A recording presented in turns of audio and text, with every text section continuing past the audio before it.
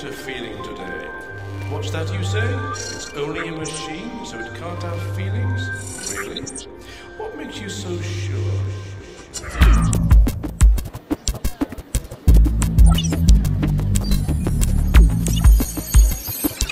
Prétendre que nous possédons toutes les réponses aux problèmes des autres alors que nous savons pertinemment que ce n'est pas le cas. Jésus possède la réponse.